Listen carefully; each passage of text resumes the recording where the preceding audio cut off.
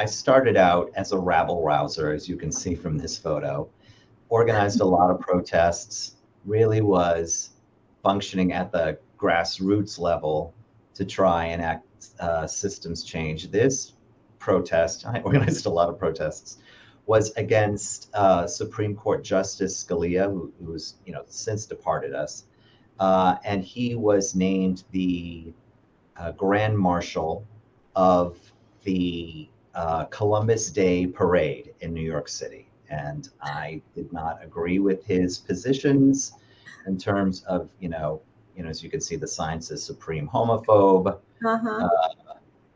So we just made our voice heard. He was, as he walked by, he was more amused than anything else.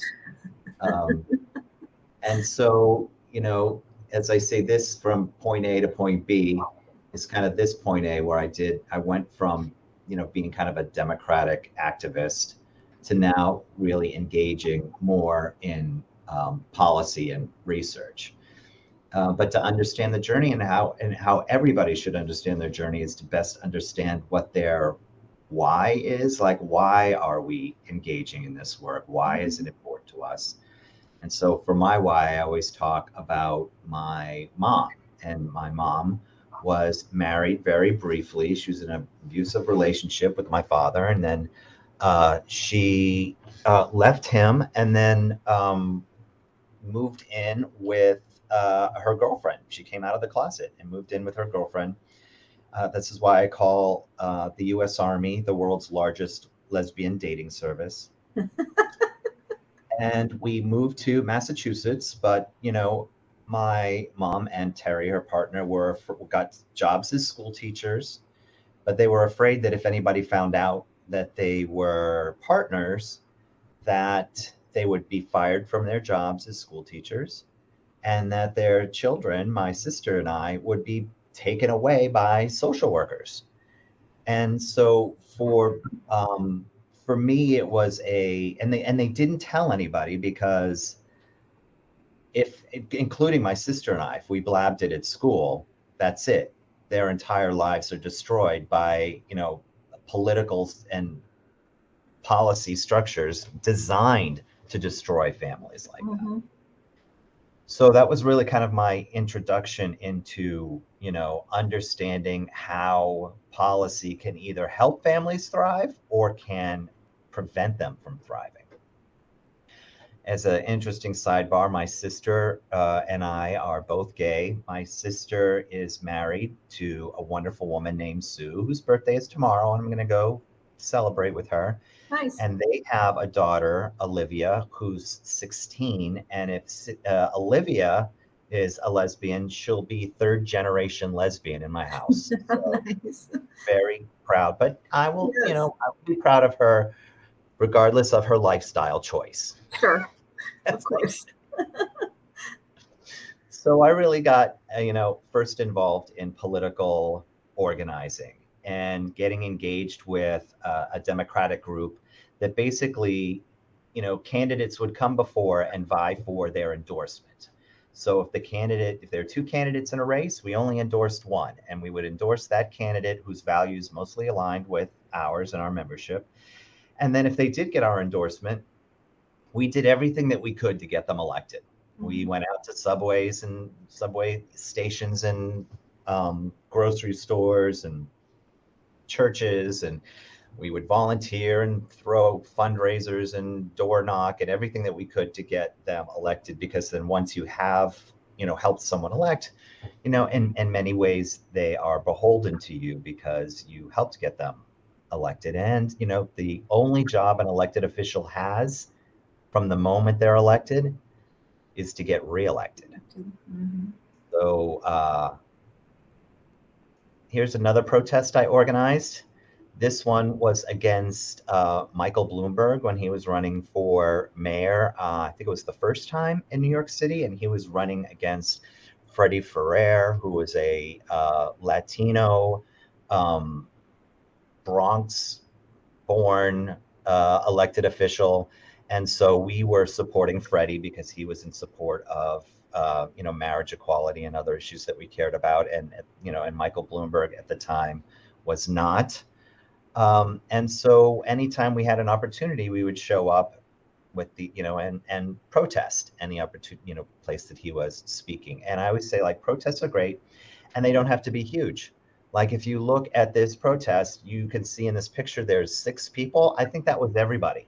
But you know it, looking at this picture, would you? You would think like, wow, look at, they really turned out. And that, so part of this is like, not only is it important to hold a protest, but it's also important to communicate that you had a protest.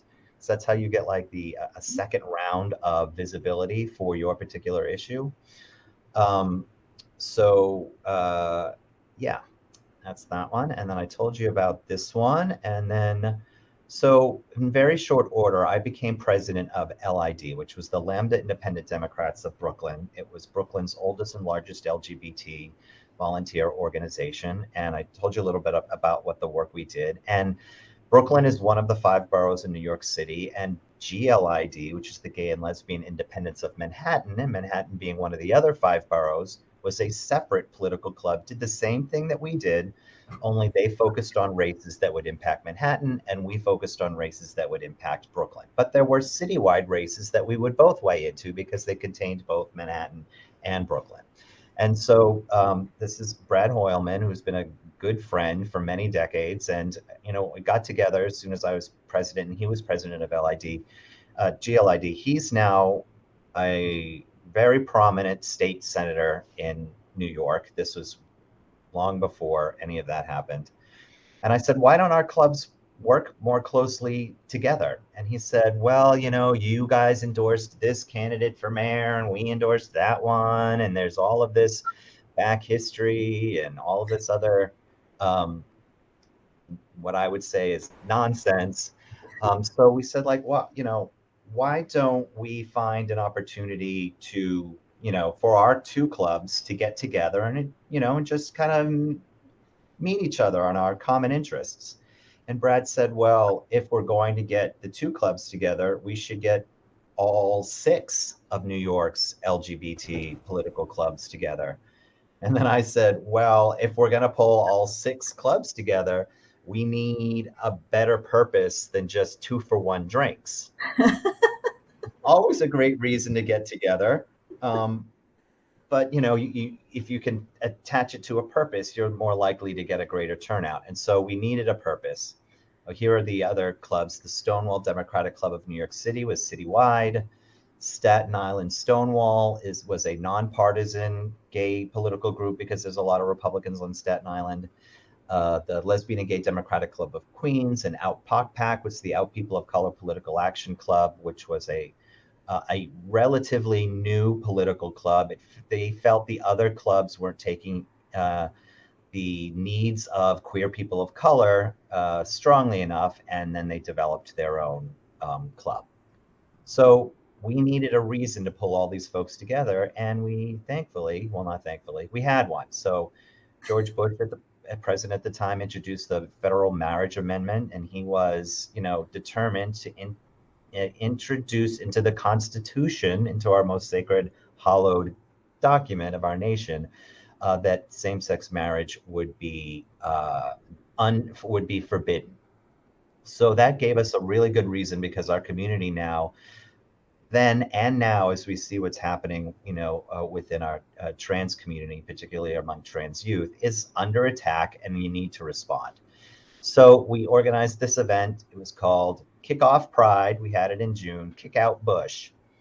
And so it was a fundraiser.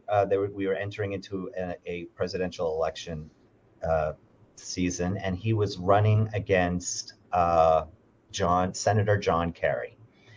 And so, we decided that we would have this. It would, we would ask folks if they wanted to donate, but, they could come and just have 2-for-1 drinks if they wanted to. We got, we actually held this in the legendary nightclub called the Limelight. If you know anything about New York City, it is legendary. It's not there anymore.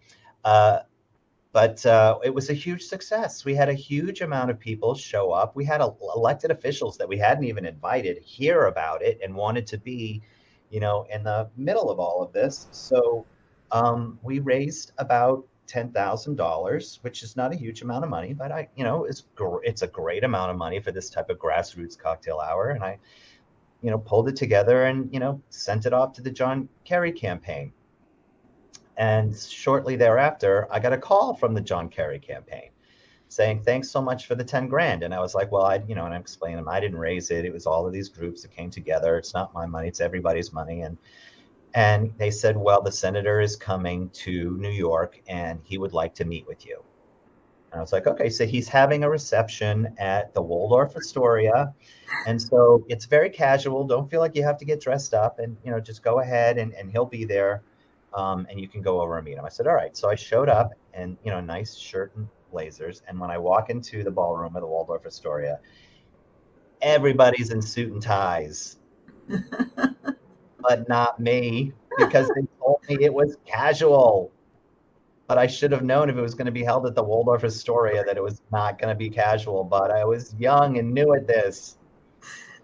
So he's working his way around the room, and I see, this guy, Richard Burns, who at the time was the executive director of the LGBT Community Center, shaking John Kerry's hand and speaking very passionately to him. And I was wondering what it was that he was saying. And then John Kerry came my way, shook the hand, person's next to me, shook my, said, it's so nice to meet you, Senator Kerry. Good luck with the campaign. He was like, thanks so much. And then he was gone.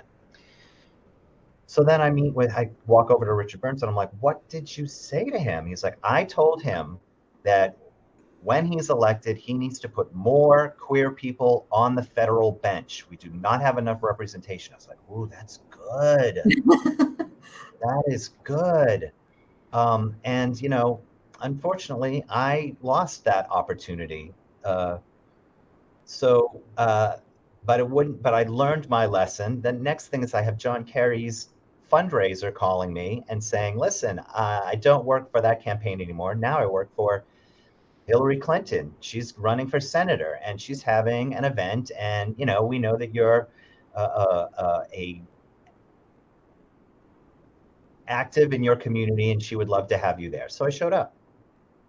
This time I had my soundbite ready and I told her, I said, Ms. Clinton, I was raised in a lesbian household, and we need to provide more protections to queer families. My mothers were always worried that their children were going to be taken away from them and they would be fired from their jobs. And she nodded, and I could hear, and I could see that she heard me. Mm-hmm. She was not at the time in support of marriage equality either. So that was at one event. And then he calls me again and he's like, you know what, there's this fundraiser at this tiny little townhouse. They're worried they're not going to get a lot of attendance. So I said, I'd call you and you could go over. And I said, okay. So I went over to this townhouse. And this is the second time I met her. If she looks refreshed, it's because my friend did some Photoshop on this. I didn't ask him to. He's like, I just thought I'd make her look a little perkier. And what happened was when she came in, I now learned that if you stand by the door of any type of event like this, you get them when they're coming in and you get them when they're coming out. And so when she arrived, she shook my hand and she said, oh, it's so good to see you. And I said, it's nice to see you too. She was like, didn't we meet at that Health and Human Services event 6 months ago? Wow. Which kind of blew my mind. But I guess that's what makes Hillary Clinton Hillary Clinton. And I was like, actually, that's exactly where we met. And then the host of the event kind of came and took her away. But I was like, that's okay. I'm going to get a second chance at this because I know to hang out by the door. So when she was coming on her way out, she stopped because her staff handed her a stack of her books and she was signing them. They had put Post-its of the people's names on it. So she's just like signing books and putting their names. And so I say to her, Ms. Clinton, I think one of the reasons why you may remember me is because I shared with you that I was raised in a lesbian household. And she said, oh, that's right, you did say that. And I said, do you want to know how they met? And she said, how? And I said, through the world's largest lesbian dating service. And she looks at me and I go, the US Army. And she says, that is funny. I I said, well, I'm just saying that our service people should be able to serve openly. And I recognize that your husband was great in trying to open that door with don't ask, don't tell, but we have a much further that we need to go. And I was like, oh, all right. I felt like I could check off all the lists. So the quick story of this is like, unfortunately, money equals access. I didn't organize that fundraiser for 10 grand because I thought I would get to meet someone who was going to potentially be the next president of the United States. I did it because it was the right thing to do. But I realized that now, if I hadn't done that, I wouldn't have gotten that invitation. I also realized that you got to overdress. When you're dealing with policymakers and you're walking through the halls of power, you got to know your drag. And your drag is like suit and tie. And I also learned like you got to have your soundbite ready, because here's the thing: you may not think that your soundbite and that soundbite is going to be like 10 seconds long. You may not think that it's going to have impact because it's only 10 seconds. But if they hear that soundbite from enough people, it has impact, because they're like hearing it over and over and over again. They're like, well, I've been hearing this a lot. I gotta, clearly there's something here. And then, as I mentioned to you before, stand by the entrance and exit so you can get them twice. Any kind of FaceTime is good FaceTime. And then, make friends with the support staff. I think the reason that he kept the funder kept calling was because, we developed a kind of fun chit-chatty relationship. Anytime you call in, I'd ask him what's going on. And, the more you make friends with support staff, the more opportunities are going to emerge. So once we did that whole event, and the fundraiser, and with all 6 clubs, we decided that we were going to formalize that coalition, because it was so successful. And what the group said is like, we want a meeting with Chuck Schumer. And Chuck Schumer had always refused to meet with the political clubs because he's like, there's so many. I can't go to all of the clubs. And and in addition to just like, the gay clubs, there were neighborhood clubs. There's all kinds of political clubs in New York City. And he was like, there's just too many. But now I'm asking on behalf of the entire front lines of the queer grassroots movement. It's much harder for him to say no. So he didn't say no. He said yes. And so I organized this meeting, and I had him come for the meeting to the LGBT community center. He had never set foot in the center before. And as I mentioned before, I was friendly with the executive director there. And I just felt like if I have this type of access and privilege, I need to use it to try and connect resources to the issues that I care most about. And for me, that was like making sure that the center had resources for health, mental health, and other services that were so desperately needed. And I'm happy to say that since then, the feds have, and Chuck Schumer's office has stepped in, and they provided a lot of capital funding for the building to be renovated. So it ended up being a really good thing. And again, it's all how you manage these relationships. I had mentioned I organized a number of protests against Michael Bloomberg, but, we still had a cordial relationship. This is at an event where I was being honored at City Hall. That redheaded woman behind him, her name is Christine Quinn. She was the speaker of the city council, like the president of the city council. And this was at their, gay pride celebration. And so he came to say hello and congratulate me, which I thought was, really nice, considering, we aren't always on the same side of issues. And he would see me protesting him from time to time. Like, what's up, Mayor? So then, after that, I got to be the Grand Marshal of the Brooklyn Gay Pride Parade, which was fun. And just coincidentally, it was the start of the parade was right outside the front door of my apartment building, just by happenstance. So I thought, you know what? I'm going to have a pre-parade reception, and I'm going to invite everybody to my tiny little dingy apartment in New York City. And I didn't think anybody would actually show up, but boy, did they show up. They all came because they were coming to march in the parade anyway. So they thought, well, we'll come a little early and we'll go to Gary's house where all of the membership of the LID will be there. And, and so so many different elected officials showed up. As you can see, there's, Anthony Weiner, now disgraced Congress member, was there standing in my living room. Right behind him, you can see his head popping out, is former mayor of New York City, Bill de Blasio, who at the time was a council member in the district that I lived. So he was my council member. And then there's Christine, you see her again. She and I, did a lot of work together because I just love lesbians. So anyways, and we had a nice connection. So now I have all of this privilege, and I also on the weekends was working for a special events company.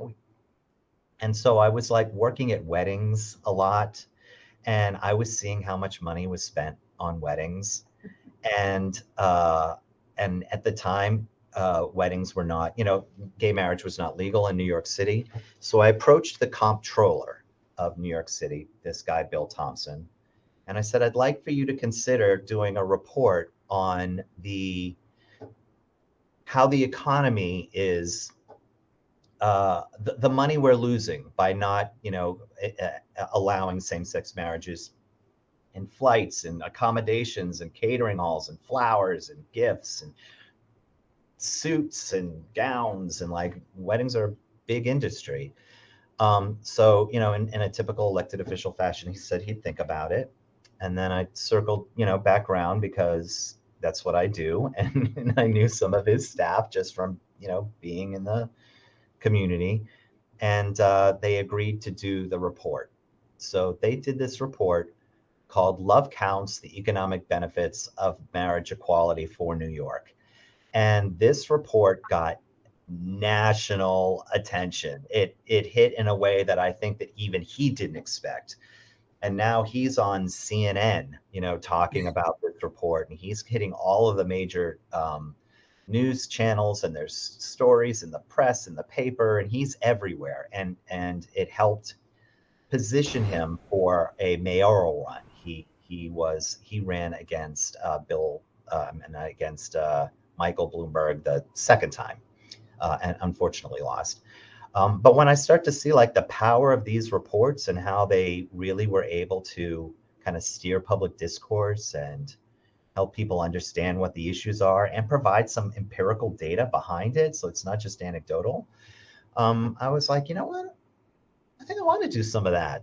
So I kind of moved from the rabble-rouser, outsider, activist to kind of engaging in more policy and diplomacy and trying to get a seat at the table and to be able to kind of relay stories. So now I direct a policy institute here at WashU, and these are the two reports that I've released. One's called Make Work Work, which is about in Missouri. They, and you may know this, Leanne, there's a great program that the state offers childcare subsidies to working parents. The problem is that the income cap is so low that not enough parents can qualify. They are making just a little too much to be able to qualify. And so this report was sent, to the governor's office to say, like, you should adjust the income caps on this program. More parents will qualify and they'll be able to engage in the workforce. And, and this is good for the kids to make sure that they're in quality ECE, early childhood care and education. It's good for the parents because they can work undistracted, knowing that their kid's in a safe place. And it's good for the economy because you're going to get more people working. And, when you're trying to push forward more progressive policies in a red state, you have to build on common shared values, which is why this report is called Make Work Work. It's not like titled Provide Free Childcare. And then the second report, Launching Lifelong Success, was part of a broader effort in the St. Louis region to increase access to quality, affordable early childhood care and education. I do a lot of work with kids 0 to 5. And this report, it just compiles all of the evidence out there on the positive outcomes that are associated with quality ECE. You have better health outcomes, you have better educational outcomes, you have better financial outcomes across that child's lifetime. And that's because if you have qualified providers, caring for these kids 0 to 5, they can detect very early if there is an issue and create some supportive services or an intervention to be able to, address whatever that particular issue is. Without that, health issues, developmental issues can go undiagnosed, and it's much harder to course correct as kids get older. So that's about it. That's what I got. I love that story. Thank you so much for sharing that. Of course. I love that. So I liked your point about the soundbite. I guess that goes back to what is your why on how you develop what your soundbite is. Yeah. Well, like for you, you mentioned that you are interested in, like, let's use the veterans housing. Mm-hmm. It would be like, there's an incredibly successful program that's housing, veterans in tiny houses, and it has proven to be, it's proven that these particular outcomes have been documented as a result of providing this. And I hope that you will consider, expanding that program and finding other ways to support veterans. Okay. Done. Yeah. You know what I mean? That's one example. So whatever it is that you're working on, and it can change. Like now, my sound bites have to do with early child care and education, or my sound bites have to do with advancing, racial equity. Because now, when I think about the structural barriers that are in place, we have marriage equality, which helps families like mine. But queer families, or especially queer families of color, but families of color in general, are still struggling because of structural barriers that are holding them in multi-generational lifelong poverty. So now I'm like, okay, I need to kind of redirect. And also because I really, if we unpack racism and we can dissemble all of the racist policies that have been put in place, it's a win for everyone. It's not just communities of color that, will benefit from, that type of progressive thinking, but all families, because you can't contain a racist policy to one particular demographic, right? Mm-hmm. So, when the drug epidemic was when the crack epidemic was happening, they increased all of these sentences for users, and because it was primarily happening within the Black community. But now what we're seeing, it's happening in white rural communities, and those same sentencing laws were in place. That there's an example of a policy that was put in place with a racist, foundation, grounded in white supremacy, aimed at locking up more Black and brown people, that is now impacting white communities as well. And now, of course, you're seeing that there's conversations about there should be compassion, and we should be thinking about, treatment options, and, because now there's privileges involved. So, yeah, most of my talking points now have to do about, kids and racism. Yeah. Yep.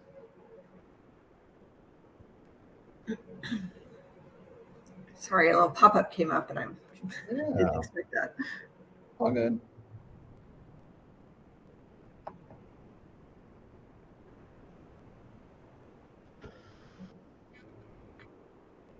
All right. Well, I really appreciate you taking the time to share that story with me.